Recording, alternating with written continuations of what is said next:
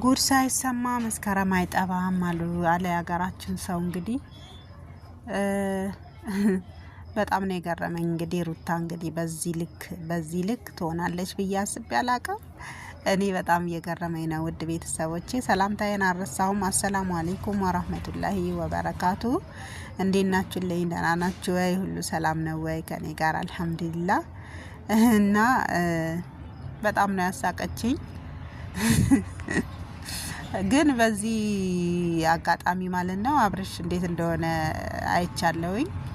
እና ምንም ቢሆን ግን የሚያምረው ወንድ ልጅ ላይ ነው እንደዚህ አይነት ነገር። እኛ ባህላችን አይደለም እንደዚህ ሌላ ወንድ ይዘን ምናምን።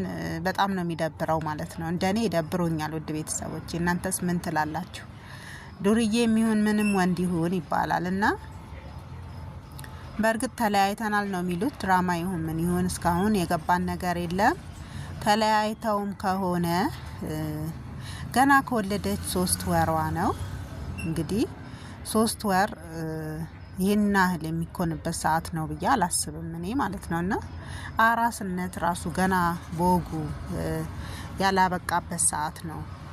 እና ሩታዬ ትንሽ ቸኮልሻል መሰለሽም፣ ለዚህ ነገር ቸኩለሻል ብዬ ነው ማስበውና ሴት መሆን በራሱ ወልደን ስንነሳ በጣም ብዙ የምንጎዳቸው ነገሮች አሉ ምናምን። እንደገና ሌላ ሀሳብና እንትን ውስጥ ከመግባትሽ በፊት እንደነበርሽው መጀመሪያ ጠንካራ ሆነሽ እንደቀጠልሽው አሁንም ጠንካራ ብለሽ ልጅሽን ትንሽ እስከ 6 ወር እንኳን ቢያንስ 1 አመት መጠበቅ ነበረብሽ ባይ ነኝ እኔ፣ እንደኔ ከሆነ ማለት ነውና እንደኔ ሀሳብ እንደዛ ቢሆን ብዬ ነው ማስበውና ገና አሁን በትንሽ ጊዜ ውስጥ በዚህ ልክ መሄድሽ እኔ ብዙም እውነት ነው ልል አላስቻለኝም ማለት ነው። ምክንያቱም ገና ነው፣ አልተለያያችሁም በደንብ የሆነ ያላለቁ ፕሮሰሶች ይኖራሉ ምናምን እና ያው እንግዲህ እሱን ደስ እንዳለሽ ነው ምለው እኔ እንደ ፍላጎትሽ። ግን ደግሞ ለልጅሽ ስቲ የተወሰነ ብትታገሺ ጥሩ ነው ከሚሉት ባይነኝ እኔ ማለት ነው፣ ከሚሉት ጎን ነኝና አብርሽን ደግሞ በዚህ ልክ ሲንጨረጨር ማየት አንዳንዴ በጣም ነው ያሳቀኝ ማለት ነውና ልጁን እንዴት አድርጎ ይዞ ሊሄድ እንደነበረ ምናምን ሳይ እና እኔ እንጃ ምን እንደምን ራሱ ነው ግራ የገባኝ። ውድ ቤተሰቦቼ ግን እስቲ ለማንኛውም ለድምጽ ጥራቱ ይቅርታ ጠይቃለሁኝ። ያለውበት ቦታ ድምጽ ስለሚኖር መኪና አስፋልት ዳር ምናምን ስለሆነ ነውና ለዛ ነው ድምጽ የሚረብሻችሁ፣ ይቅርታ ጠይቃለሁኝ። እና ግን ለማንኛውም አብርሽ ከዚህ በኋላ ትምህርት ይሆነዋል ብዬ አስባለሁ። ከዚህ በላይ አታንጨርጭሩ በእናትሽ።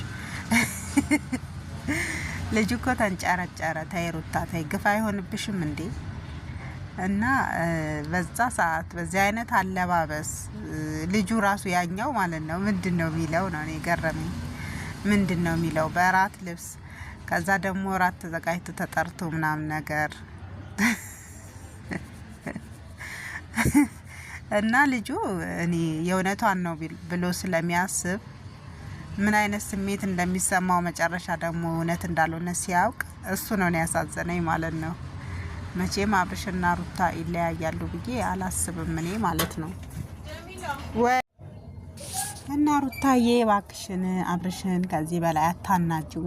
አያሳዝንሽም? የልጅ ነገ ጨጓራው ተልጦ በኋላ ነገርኩሽ፣ የምታስታምሚውም ራስሽ ነሽ። መቼም አንቺ እና እሱ አትለያዩምና እባክሽን ልልሽ ወዳለሁኝ። ምክንያቱም በጣም እየተናደደ ነው።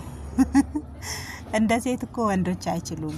ሴት እኮ ብዙ ነገር ነው የምንችለው፣ ብዙ ነገር እየሰማን እያየን የምንችላቸው በጥበብ የምናሳልፋቸው በጣም ብዙ ነገሮች አሉ። እሱ ግን መቋቋም አቅቶታል። እና ሌላው ደግሞ ፍቅርዬና ኤፋ እንግዲህ በአዲስ ነገር መጥተዋል ማለት ነው። እኔ ጉድ እያልኩኝ ነበረና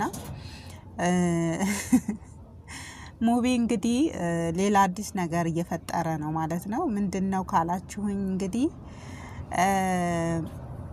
ኤፋና ኤፍሬም የአብርሽ ወንድም እና ፍቅር ማለት ነው። ፍቅርን በብዙ ነገር የምናውቃት ከአብርሽ ጋራ ብዙ ነገር ስትሆን የነበረች ልጅ ነች ማለት ነው። እሷ እንግዲህ ከኤፋ ጋር መጥተዋል እላችኋለሁ። እና ፍቅርና ኤፍሬም እንግዲህ በአዲስ ነገር እየመጡ ነው። በቃ ምን ልበላችሁ አዳዲስ ነገሮች አሉና ውድ ቤተሰቦቼ እሱን ነገሮች ለመከታተል ከፈለጋችሁ እንግዲህ ቻናሌን ላይክ፣ ሼር፣ ሰብስክራይብ በማድረግ ቤተሰብ ሁኑ እላችኋለሁኝ። የሙስማኤል ቻናል ተከታታዮች ሁላችሁንም በሀገር ውስጥም በውጭም ያላችሁ ለምታበረታቱኝ ከልብ አመሰግናለሁኝ። አሁንም ቢሆን ከጎኔ አትለዩኝ። ላይክ እና ሼር ሰብስክራይብ በማድረግ ቤተሰብ እየሆናችሁ ነው። አሁንም አበረታቱኝ። ሰላማችሁ ይብዛ።